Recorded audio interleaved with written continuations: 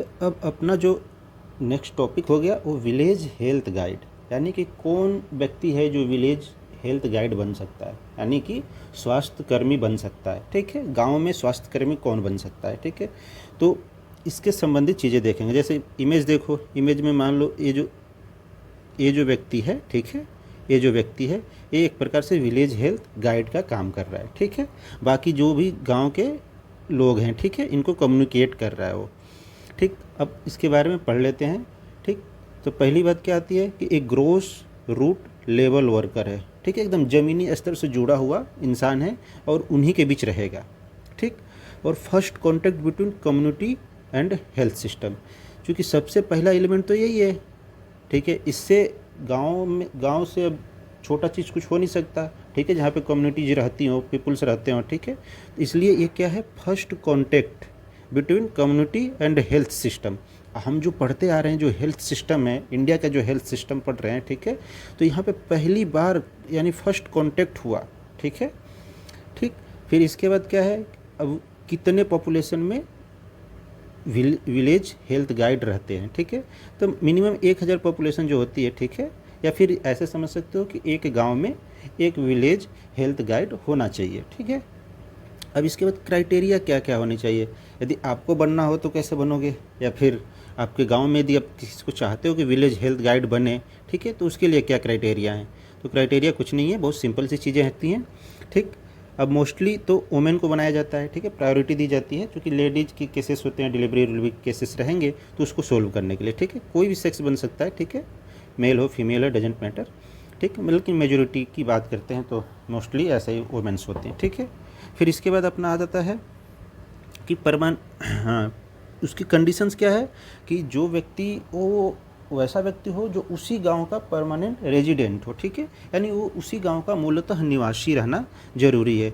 अब जो जिस गांव का रहेगा तो उसको उस गांव के बारे में लोगों को पता रहेगा। ठीक है, और लोगों से वो इन्फॉर्मेशन निकाल सकता है। ठीक है, फिर इसके बाद उसकी एजुकेशन लेवल कितनी होनी चाहिए, तो क्लास 6 तक पढ़ा लिखा होना चाहिए। ठीक है, इससे ज़्यादा की ज़रूरत नहीं है, यानी कि इतना इन्फॉर्मेशन उसके पास नॉलेज होनी चाहिए जो क्लास 6 तक के लोगों को होती है।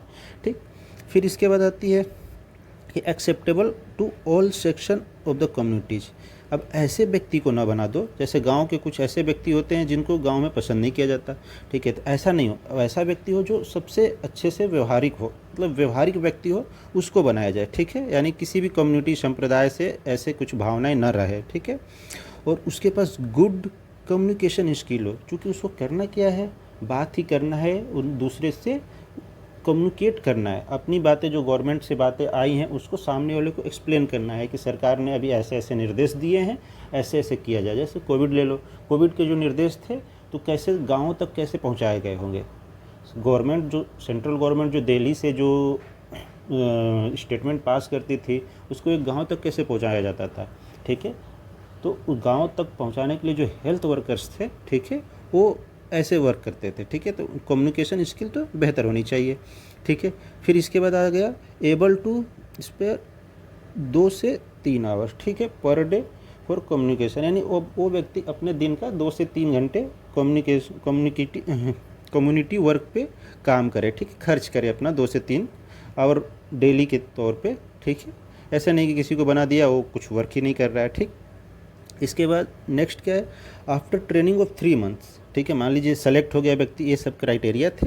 इसके बाद वो व्यक्ति सेलेक्ट हो गया कि हाँ भाई चलो तुम एबल हो। ठीक है, लेकिन इसको कौन एबल करेगा, ठीक है, कि आप बन सकते हो, तो मेडिकल ऑफिसर्स होते हैं। ठीक है, वो रिकमेंड करते हैं कि हाँ आप विलेज हेल्थ गाइड के लिए एलिजिबल हो। ठीक है, चाहे आप बन जाओ।